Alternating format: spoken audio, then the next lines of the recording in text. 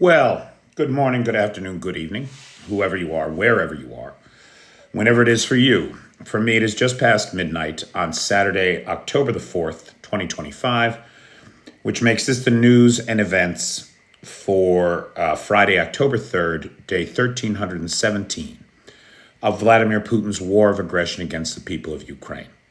How do you do? I'm Peter Alexievich, and this is the Live at 5 from Kyiv, coming to you from this major European capital currently under siege. How's everybody doing tonight? I see the peeps are coming in. There's Feisty. How you doing, Feisty? There's Derek Sands, first in, as always. Daryl Roberts, Richard Prexis. You know, Richard Prexis is a guy who, in the early days of this live stream, was one of the 30 people on every night, from the beginning. You know, Richard, I was looking at the calendar recently, and we're coming up on 1,000 days of this. If you would have told me 900 days ago that we would still be doing this today, I wouldn't have believed you. Hey, Darlene. Hey, Anthony, Tommy, Tom. Hey, Gary.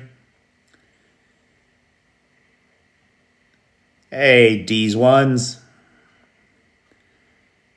With a new name. Hey, Bip. Hey, Bjorn. Guard. Bernard.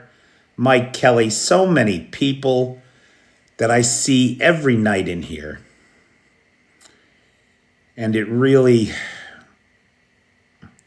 it's very humbling. Hey, Lil Red. Dawn Patrols, how you doing?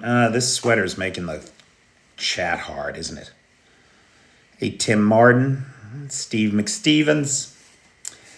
For anybody, so just before we do the news, let me mention, look for Laughter is the Best Medicine, our live stream tomorrow. It's at 7 p.m. Kyiv time. So that's 5 p.m. London time, noon New York, and 9 a.m. in L.A., West Coast. Hey, Joe, what do you know? Hey, Scotty. For everybody, and there were a lot of people that supported the trip to Bulgaria for the Sofia Improv Fest, where I learned a lot, I think. And tomorrow we're going to put it to the test. So tomorrow, Act 2 of our comedy show will be all improv, all stuff that I'm taking back from Sofia. So you can see the return on investment, right? Live in real time tomorrow evening if you tune into the live stream. And the first act will be stand-up comedy, all Ukrainians except me. And then the second act will be all improv with the Ukrainian audience.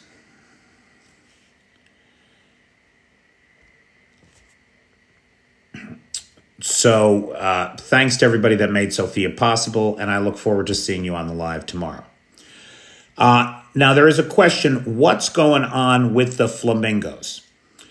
And the fact is, we don't really know, right, Carl? So we know that the Ukrainians are producing them. We know that when they made the announcement that they were producing them, they showed us a warehouse full of missiles, and they showed us the serial production numbers on two of the missiles as 188 and 187. So we believe, or we are being led to believe, that they had at least 200 in stock 4 weeks ago. Production was said to be 30 a month.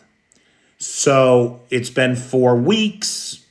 That would mean that they have probably 220 or so, except that they've told us that they've ramped up production now to 50 a month.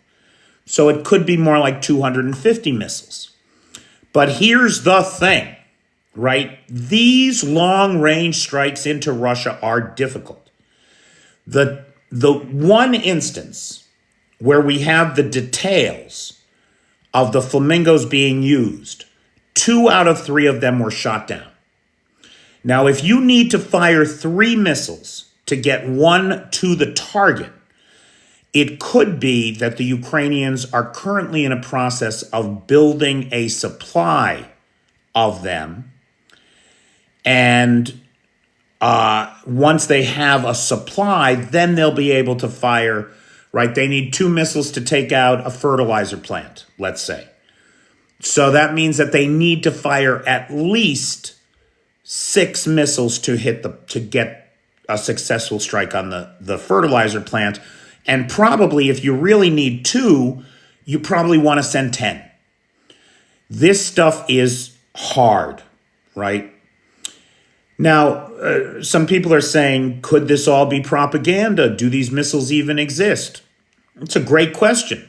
We don't know. But I'll tell you something.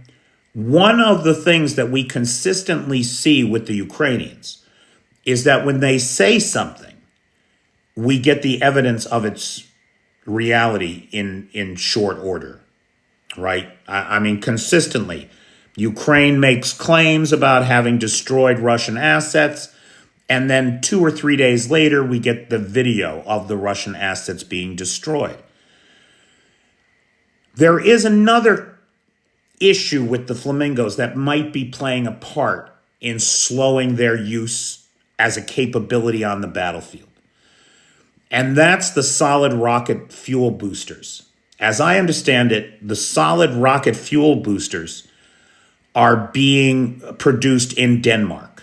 They're being manufactured in Denmark.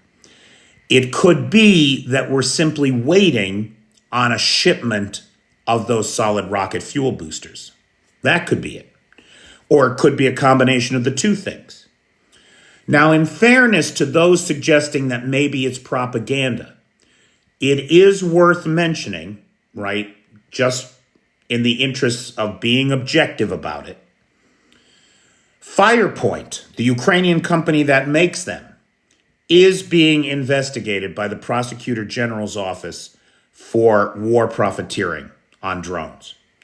And it could be that the company needed a PR win in the press to hedge their bets with the Prosecutor General's office. That is not impossible. And I want you to hear it from me, right, before it turns into Russian propaganda, which of course it will. What is 31 days from now? What does that mean, Menghai? Are you the guy that keeps doing the countdowns on my videos? Somebody is making comments on my videos. 47 days until the collapse of Russia. 46 days until the collapse of Russia. 45 days. That's not you. Okay.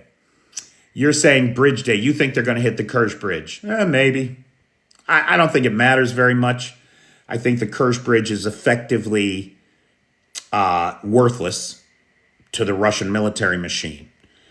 And we're seeing that play out in the gas shortages in Crimea, the orders from high command that all the families of Russian soldiers in Crimea be sent home to Russia, right? They should be evacuated. They're evacuating all the officers' families, all the enlisted men's families. They're all being sent home. So all of that is happening. Hey, I want to thank Norbert Hackoff, who is the sponsor of tonight's live. If you see Norbert around, please thank him. I couldn't do this without you guys. And I really appreciate it. Is it lagging for other people besides Bernard? Bernard, did you try popping out and popping back in again? 26 for you, 27 for me. Hey, Nanapan. No lag, it's fine. Bernard, try hopping out and try popping back in. Lagging in the UK. Are you in the UK, Bernard? I know Seawolf is, right? Hey, Van. No lag in Norway. Maybe it's the UK. My man. Anthony Tommy Tom's not having a problem. Okay. So, guys, I'm sorry. I don't know the answer to that question, and it does not seem to be universal. Now, last night's overnight missile and drone attacks, we saw 381 drones fired at the territory of Ukraine, 303 of them shot down or neutralized with electronic warfare for 80% interception rate. The interception rate on the missiles was not as good. 17 out of 35, only 49%. Now, what's critical here is that the Iskander-Ms, the ballistic Iskanders, all got through and resulted in devastating hits across the country. It is important to note that the West's slow response to what is a clear and present danger to us all in the Russian Federation gave the Russians time to adapt their missile technology. They have improved their ballistic missiles. The interception rate for the Ukrainian armed forces of Russian ballistic missiles has dropped significantly in the last 90 days. That's a problem. We keep giving Russia time, and they keep using it to get better and more deadly when it comes to the Ukrainian civilian population. We have already seen now, we saw devastating strikes last night, especially from those Iskander-Ms, all 7 of which got through air defense here. They're programming them now. What the Russians appear to be doing is they're programming the Iskanders and to take these, their ballistic trajectories. So they go straight up, they come straight down. Well, the only thing is now when they come straight down at the last minute, they're veering off in a curious direction and then coming back at the target. So they've programmed them with a late evadance maneuver. And it seems to be working. It does seem to be working. And we saw devastating hits against natural gas, oil infrastructure, energy infrastructure out in Kyiv last night, in Odessa, in Mykolaiv, and in other regions of Ukraine, but particularly devastating in the far east of the country, according to Ukrainian authorities. Now, for his part, Vladimir Putin is in Sochi at the Valdai conference, and in his remarks, he called NATO.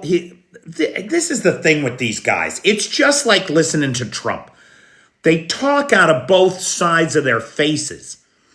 They say one thing, and then they say another thing, and both of those things cannot be true.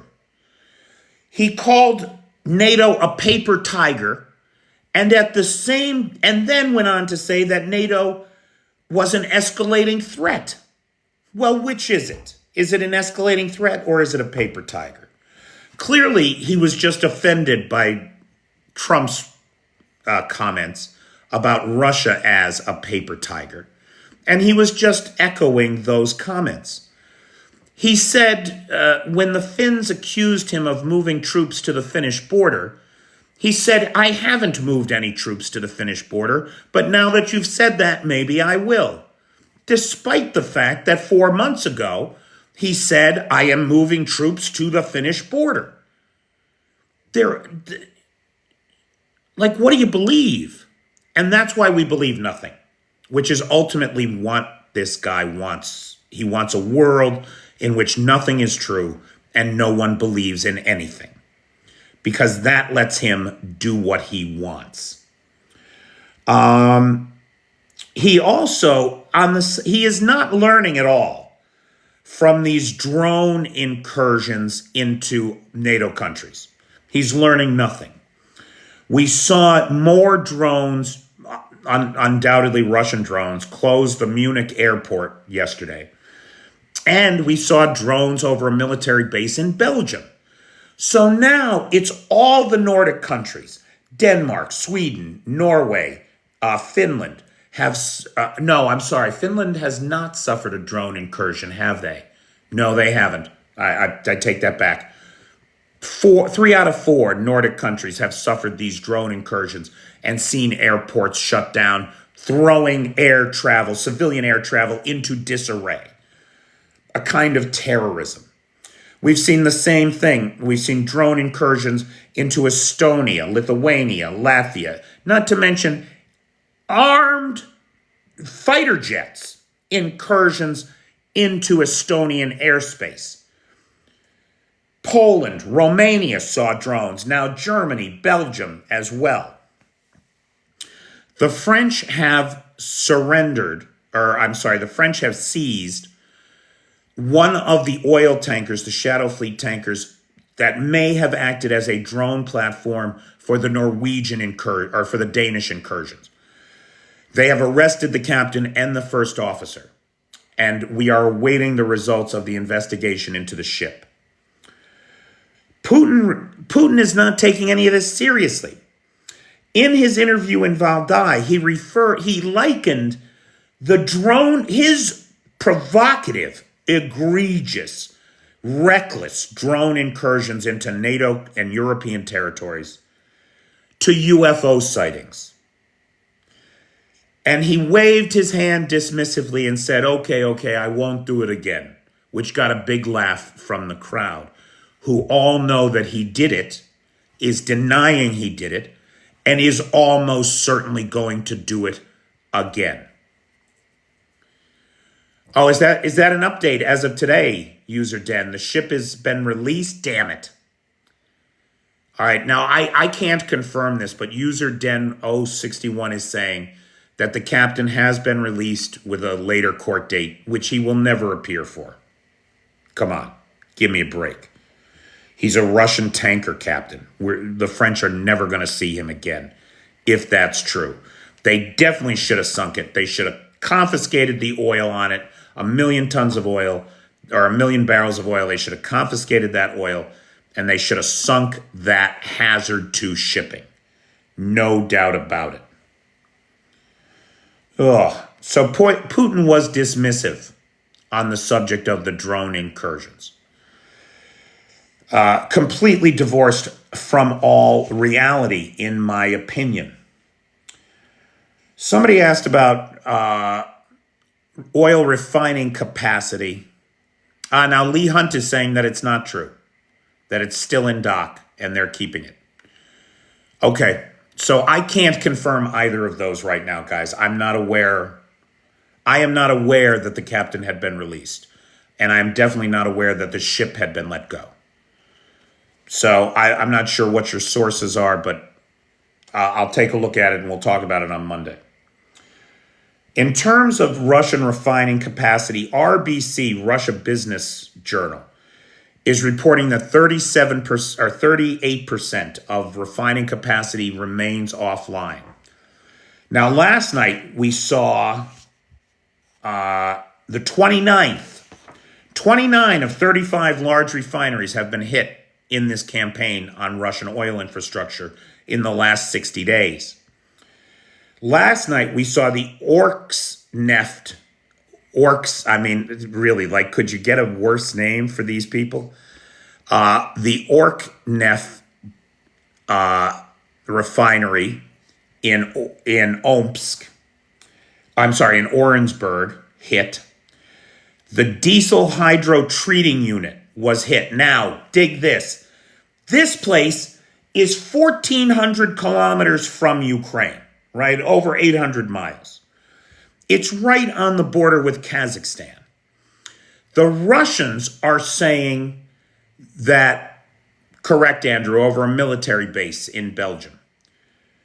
Now, the Russians are saying this could not possibly have been the Ukraine. It must be Kazakhstan.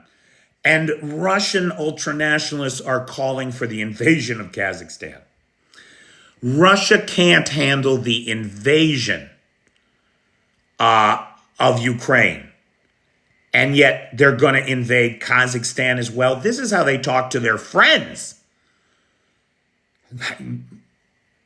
It's a wonder, right? With friends like that, who needs enemies? Who needs enemies? Oh, so the first officer was released, is what you're saying. The first officer was released. Just the captain is still in custody. Okay. And the ship is still in dock or still anchored. It is in, one of the things that Sun Tzu tells you, right, in The Art of War, is to never underestimate your enemy.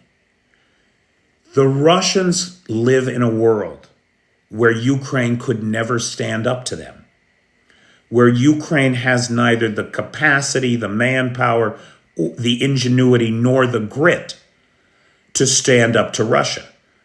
And so you have this bullshit coming out of Putin's mouth in Valdai that we're fighting all of NATO. And yet every day on the news, he's saying, if NATO directly intervenes in Russia, it will be bad. Or in Ukraine, it will be bad. You can't have it both ways. You can't say that one thing is true and then that the exact opposite is true. And yet he says it every day. Every day. Just like Donald Trump, right? These two are cut from the same narcissistic, delusional mold. Now, Ukraine is ramping up these long-range strikes, boy. The Eurochem Azot facility in Perm-Krai was hit last night. Now, to give you some idea, you have to go to Moscow, then make a right and head due east-northeast for another 1,000 kilometers, another 600 miles to get to this place. Now, it appears to be a strike on Eurochem, which is a fertilizer plant. But there's some confusion because we haven't had the Ukrainians officially claim it to have been a drone strike. And in fact, Russian authorities in the region are saying that it was an industrial accident. It sure as fuck doesn't look like an industrial accident, because if you look at the video, there are at least 5 separate fires in 5 separate warehouses, and locals reported hearing multiple explosions. Could it be sabotage of local partisans? It could be. It could be. Yeah, maybe Ivan was just smoking again, Lee. Who knows? Now, if you're wondering why they hit a fertilizer plant, it's because this plant produces urea and ammonium nitrate.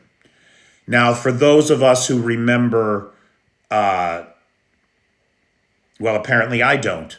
What was the name of the city in Oklahoma where Timothy McVeigh used a fertilizer bomb, ammonium nitrate, to blow up the federal building? Why can't I remember this? Anyway, Oklahoma City. Duh, I'm an idiot. You're not wrong, Seawolf. You're not wrong. So these chemicals, urea and ammonium nitrate, are precursor chemicals for the production of explosives. And so these fertilizer plants are real targets, direct targets, because they play right into the making of explosives for ammunition and for artillery shells, mines, etc. I don't think the IRA is active these days, Seawolf. There may have been a day that they did. The situation with refined oil products inside Russia is so bad, these refineries hits are hitting them so badly, that they are now looking to import gasoline from anybody that they can get it from. And it remains to be seen who's going to sell it to them and how much it's going to cost them. But it is astonishing The ingenuity of the Ukrainians in the face of a much larger enemy is just astonishing.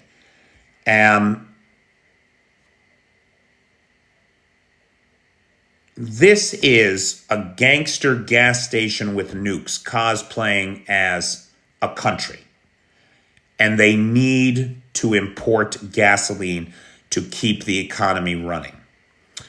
A bunch of Russians came into a gas station in Luhansk yesterday in order to steal gasoline from civilians. Make no mistake, that's what they were doing there. And somehow all their vehicles caught on fire.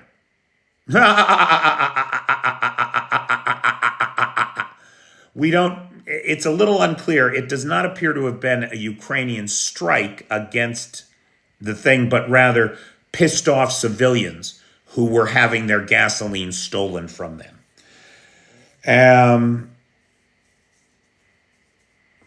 Now,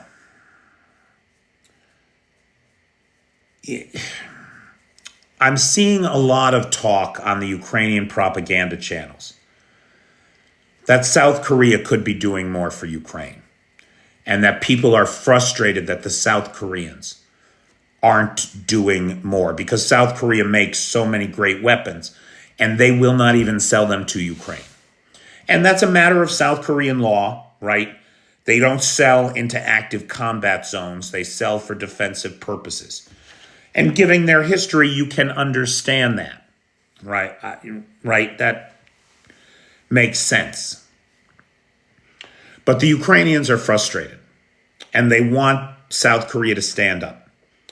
Now, the Nemesis Regiment, that's the 412th separate regiment of the Unmanned Systems Forces, destroyed 4 Koksan 172 millimeter guns. These are North Korean artillery, self-propelled artillery guns, something like 70 tons each.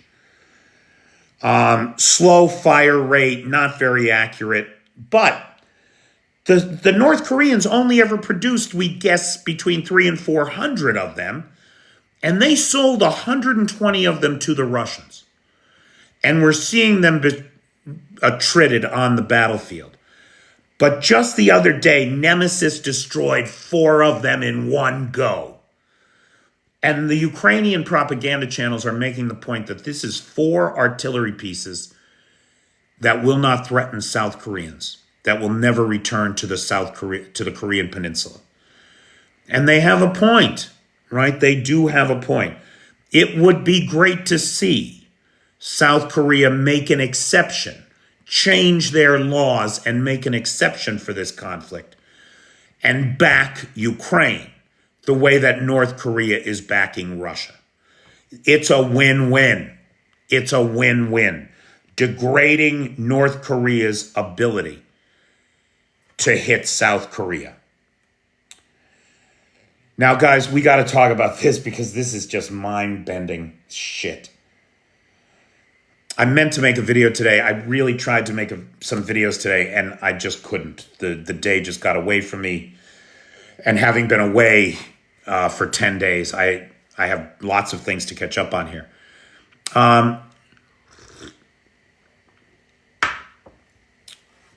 What we cannot understand about the Russians, or at least I can't, and I think probably a lot of us here are in the same boat. What we can't understand about the Russians is how they lie about everything.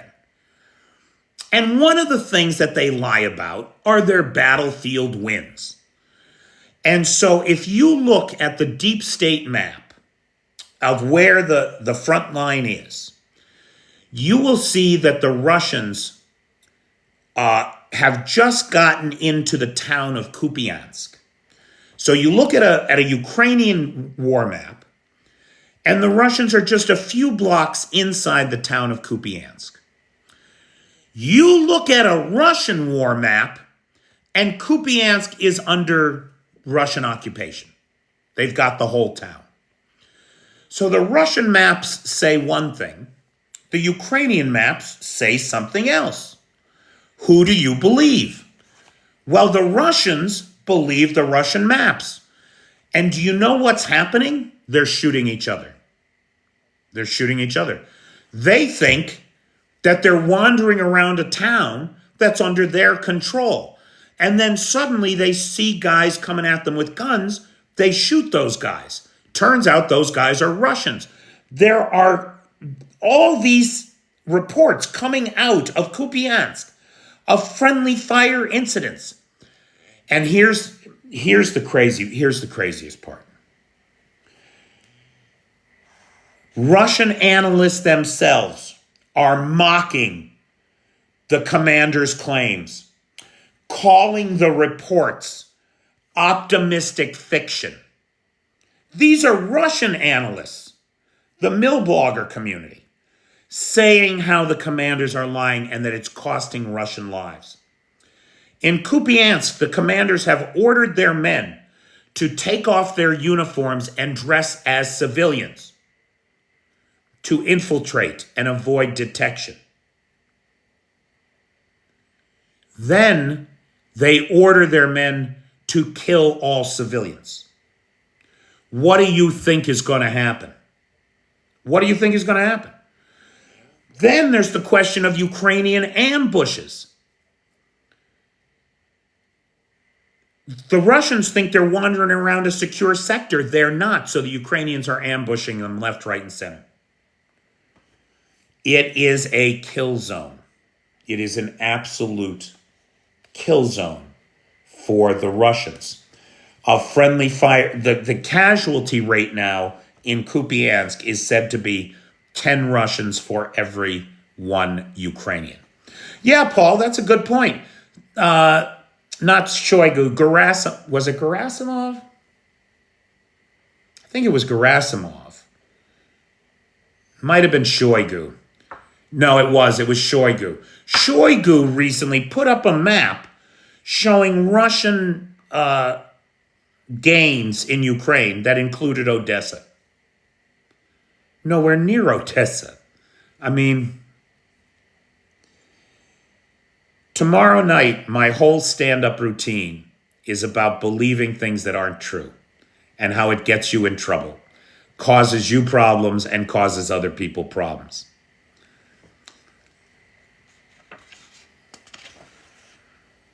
Okay, now so that's the situation in Kupiansk.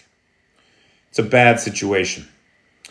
The Ukrainians, in the meantime, in the Liman direction, Russian logistics are collapsing.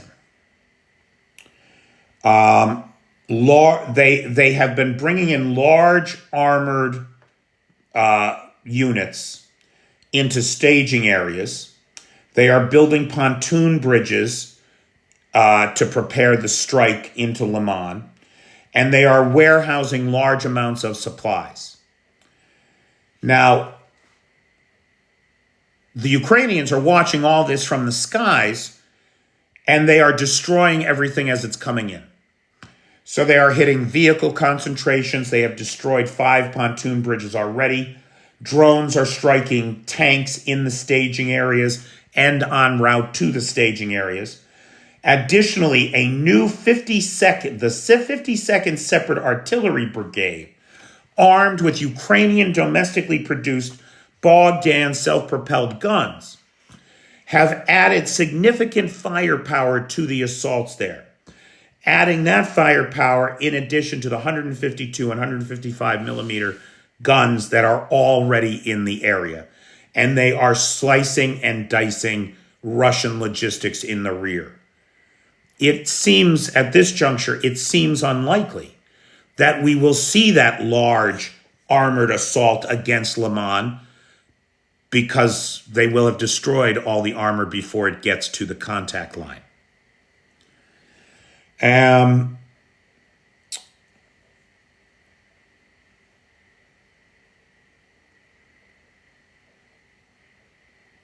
This is mind-bending shit right here.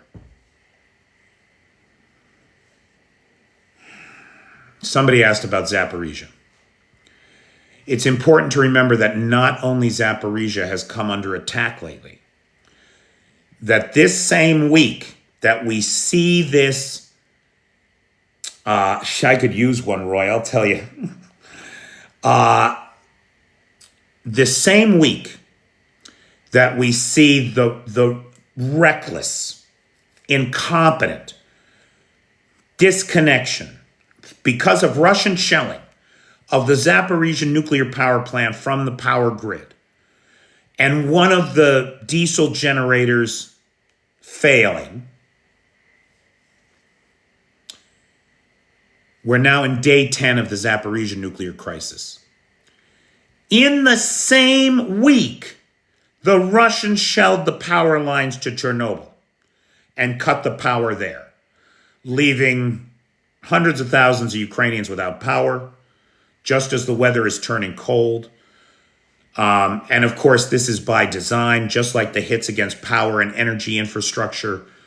Last night, as winter is approaching, they're trying to destroy what thermal power plants are left and other heating generation systems, as well as the reserves of natural gas and oil. Russia blames Ukraine for both of these hits, saying that the Ukrainians shelled the power lines into Zaporizhia and Chernobyl, right? That's the official Kremlin line. Ukraine did it. The only problem is that the artillery group that shelled the Chernobyl lines released the footage of them hitting the power station today.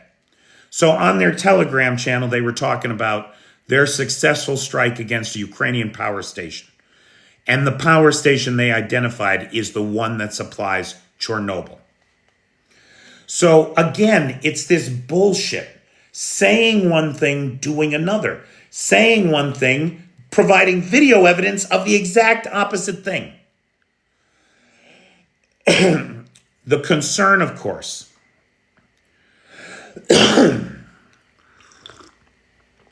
particularly in Zaporizhia, there's less of a concern in Chernobyl because the Ukrainians are in control of the region. They can effect repairs there, but they cannot do that in Zaporizhia without the Russians going along with it. So the real concern is Zaporizhia. Now look, the International Atomic Energy Agency says it is unsafe to try to run the pumps on diesel generators for more than 72 hours. Diesel generators break down. They run out of fuel. That's why you're connected to the grid, right? What happens if they run out of diesel? What happens if the pumps stop pumping that cooling water over the fuel rods in the Zaporizhia nuclear power plant? The temperature of those rods begins to rise. As the temperature rises, neutrons start firing. Those neutrons invariably intersect with the nuclei of other unstable atoms, releasing more neutrons. The temperature begins to rise. That causes more neutrons to be released. That causes the temperature to rise. That causes more neutrons to be released until we are in a positive feedback loop that leads to a core meltdown. Such a core meltdown has not been seen in the world since Chernobyl. It's not that simple, Lee. It's just not that simple. It's not that simple because while it's true that the jet stream principally blows east, it doesn't exclusively blow east. I've been watching the jet. You can go to Jetstream. You just do a Google. I think it's jetstreamlive.com. But you can just do a Google search for today's jet stream. And you'll see what I see. While the jet stream over Ukraine mostly heads straight across the Caucasus to Kazakhstan, Georgia, Azerbaijan, about 5-6 days a month, about 15% of the time, it takes a hard right turn over the Sea of Azov and the Black Sea, and it basically goes straight to Moscow. Should that meltdown happen on the wrong day, they're going to irradiate Moscow. Or if it persists for any length of time, Moscow invariably will be irradiated. But remember, even though the majority of the nuclear fallout from Chernobyl headed east, not all of it did. Atmospheric conditions are layered. While the jet stream up here is heading east, you can have fronts above and below that are heading west. And they will carry those radiological agents west as well. So it's a real concern, not just for the Ukrainians, not just for the Russians, not just for the Azerbaijanis and the Armenians and the Kazakhs. It's a real concern for the whole world. Right, Clayton?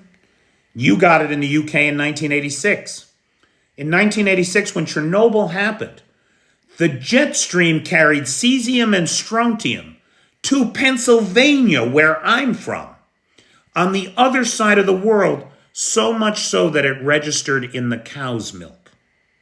You could take a reading from cow's milk. And tens of thousands of gallons of cow's milk had to be thrown out those weeks following Chernobyl. Sweden got a dose from Chernobyl. Pennsylvania, Tim Little. Yes, sir. New York, too, baby. Southern tier. Right, you follow the jet stream. You know how the jet stream goes right over Pennsylvania in the southern tier of New York? It carried it all the way from Chernobyl to us, pal. It's crazy, I know. Okay. So this insanity continues. This insanity absolutely continues. All right, I guess that's it for me tonight. That's all I got.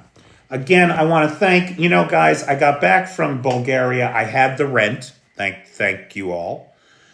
And I paid the rent, but then I was totally broke. And I said that last night, and a bunch of people were very helpful with live sponsorships for tonight and next week. I think I have sponsors. 4 people chipped in last night. So I have grocery money. I'm very grateful. And I got 2 days left next week that don't have sponsors yet. So if anybody wants to sponsor live next week, PayPal's in the description. Tonight, our sponsor is Norbert Hackoff, who, when I said I didn't have money for groceries, was like right there. What a great guy. Thank you, Norbert. Big thanks to Nightshade, who has the Peter's Peeps group on the Book of Faces, Lars, who has the Discord server, and thank you, Jan. And, of course, the best moderators on the Tickety Talk, Jay, Pete, Travis, Feisty, and Maddie Wright. Thank you all very much. I'm very excited. Becca from Spirit of Ukraine Foundation and Blue Ariel Silk will both be in town and will be at the show tomorrow. I'm looking forward to meeting them in person after having so many conversations over the airwaves.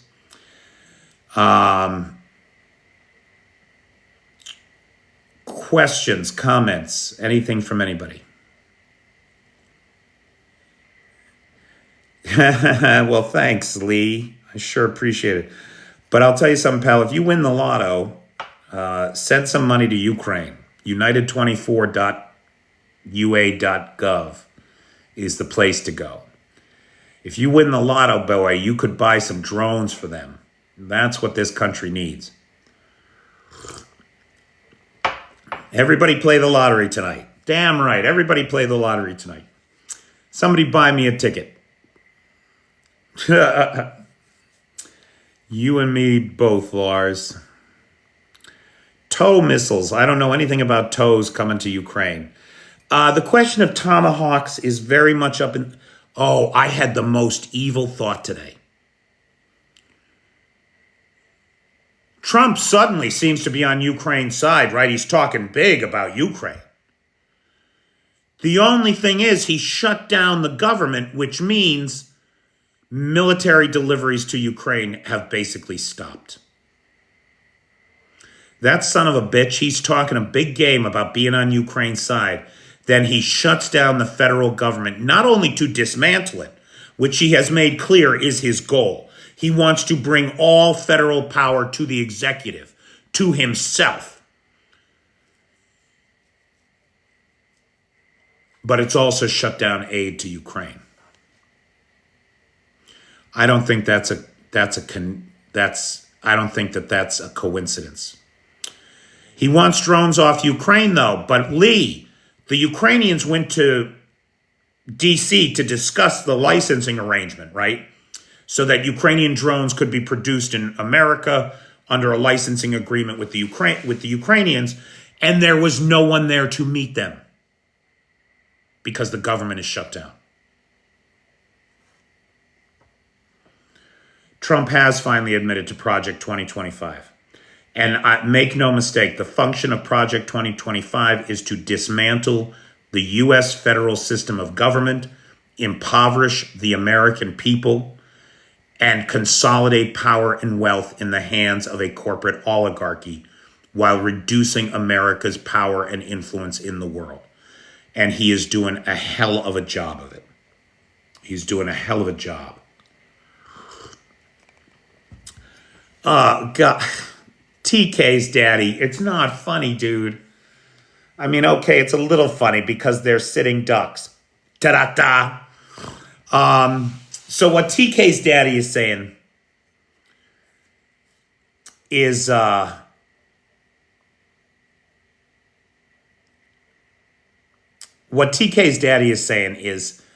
up in Sumy, the Ukrainians have pushed the Russians back to the Russian border, right? At one point. And there's a river there. There's a water body you have to cross. Now, the troops do not want to cross this open water body. They want to flank around it and come in from a safer approach. Commanders are having none of it. They're putting them in boats and they're sending them across the water. They are literally sitting ducks. Ukrainian drones are just massacring them.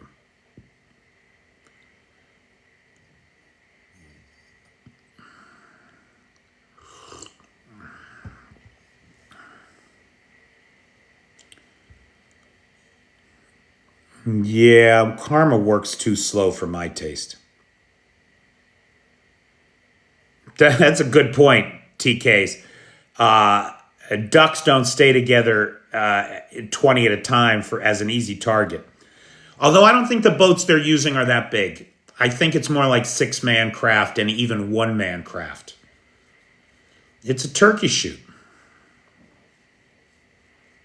It's a turkey shoot. You're not wrong. Quack, quack, Ivan.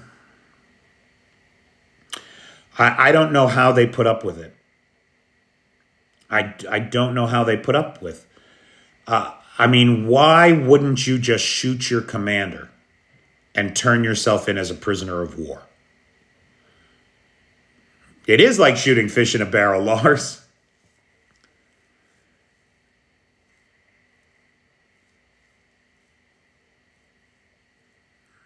Well, thanks, Doc. I do. I mean, look, the Ukrainian people are not angels, right? They're not all saints. They're people, but they're real people. They don't lie to you, at least not in my experience. They tend to be forthright and honest, hardworking, dedicated to the cause of their own liberty. And it is a rare privilege and distinction for me to be here at this time with these folks who are the only ones bleeding and fighting and dying in the cause of democracy's sake in the world. And I'm deeply grateful to all the Patreon people. Guys, I mean, look, if you look at my Patreon, you can see what I live on, right? It's all right there. If I could get 100 people to just kick me $5 a month, it would really make a difference in my life. If you are a person that enjoys this channel and you have not joined the Patreon, and you can afford to kick me $5 a month, please, the Patreon is in the description. You're stunned when you hear this. When you hear what, Jan? Maddie is a Patreon. End Antifa proudly. Yes, you are, Maddie.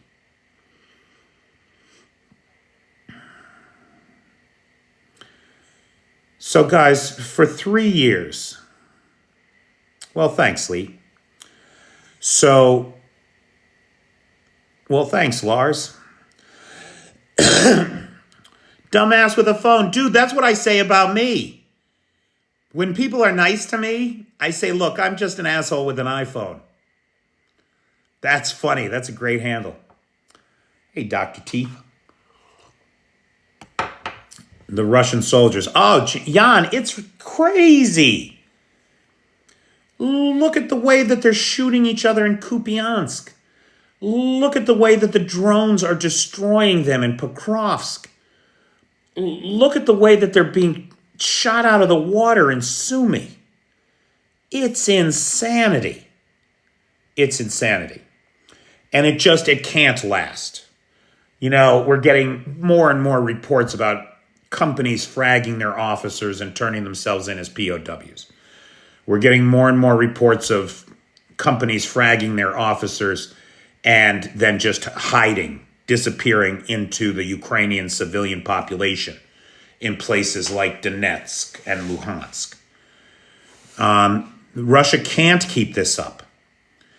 You know, I've been doing this, well, Kurt, because the United States federal system of government has currently been subverted by a malign foreign agent who is doing everything he can to destroy the federal government. And he has shut it down now and is going to tear it apart while it's shut down. So there's a lot of other news in the United States right now. We're kind of busy with our own shit, which is why one of my main goal here is to keep the news from Ukraine coming, especially to Americans and other Westerners who may not be getting this information. Right, Maddie, exactly. We did talk about Munich. We talked about the drones shutting down the Munich airport. We talked about Putin's dismissive attitude toward it in his comments from Valdai. And we talked about the fact that Putin just is not learning. He is just not learning. He's doing it again. And it wasn't just Munich, it was Munich and Belgium. There were drones over a military base in Belgium. Thanks, pal. But if you can afford to send me a Galaxy, you can, because, you know, TikTok takes 60% of that money you paid for that Galaxy. As much as I appreciate it. I'm just saying, the money goes to TikTok. If you can afford a Galaxy, you can afford to join my Patreon and send me $5 a month. I need 100 people to do that. I really do. And that will put me in a financial position that is stable. Because I do not have that now. I'll tell you something, guys. I have not been this broke or this happy since I was 22. Out of college, some buddies of mine and I opened up a cafe, a coffee shop and cafe and bookstore. And I never had any money, and I was so happy. Today, I have no money. And I wouldn't say I'm happy, but I feel like I'm doing the right thing. I have a purpose-driven life. I am on the right side of history here. And while I may not do much, the little things that I try to do here in Ukraine are meaningful to the Ukrainians whose lives I touch. And that is worth more than anything. And if I can do some good, helping to keep Ukraine in the consciousness of my friends in the West. And if that helps move the needle in support of Ukraine in the places where all of you live, I'm deeply grateful for this opportunity and everybody that makes it possible. This really is a joint thing. Like, I couldn't do the things, those summer barbecues we did, which were very meaningful for a lot of people, would not have been possible without all of you. Tomorrow night, the comedy troupe. None of that is possible without all of you. And so I really appreciate it. Thanks, Mick. Thank you, Jan.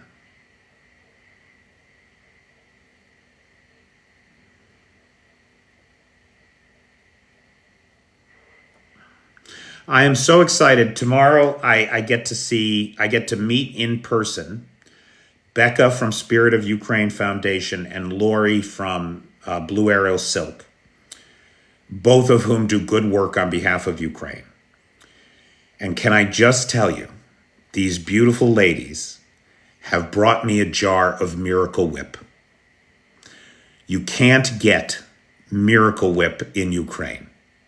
And I have now gone through 2 Thanksgivings and 2 Christmases with no Miracle Whip for my turkey sandwich after Thanksgiving dinner on Thanksgiving, and for my ham sandwich after Christmas dinner, right?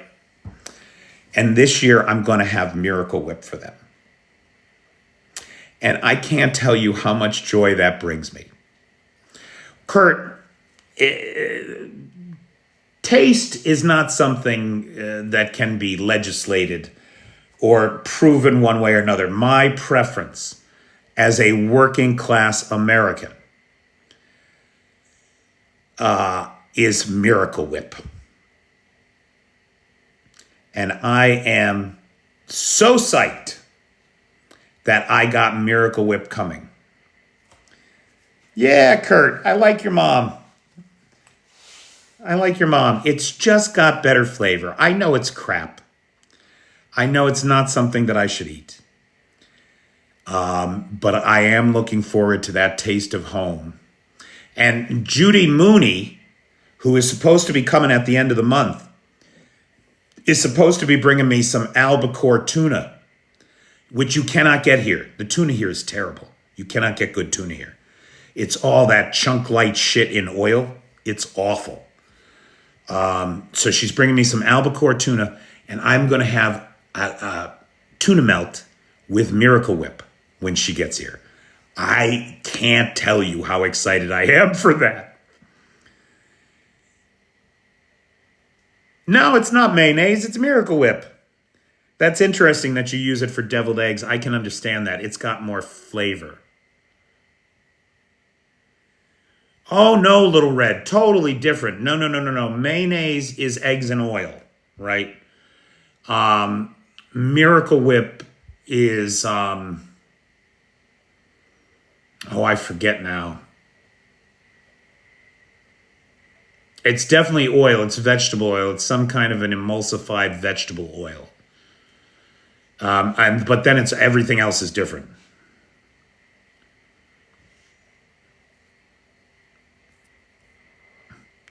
Yeah, well, mayonnaise versus salad dressing is a class thing, Maddie. You must have grown up with more money than we had. We didn't have any money growing up. Thanks, Bernard. Yeah, it's like a chemical soup, Seawolf. It's absolutely terrible for you. Nobody should eat it, and I love it.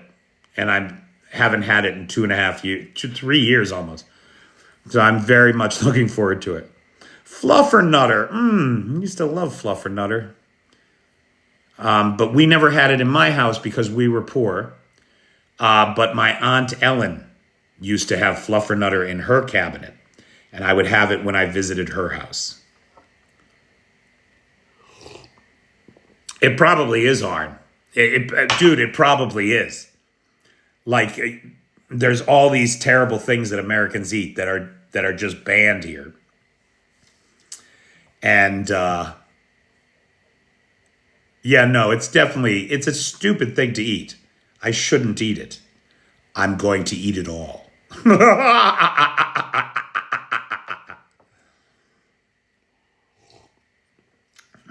Okay.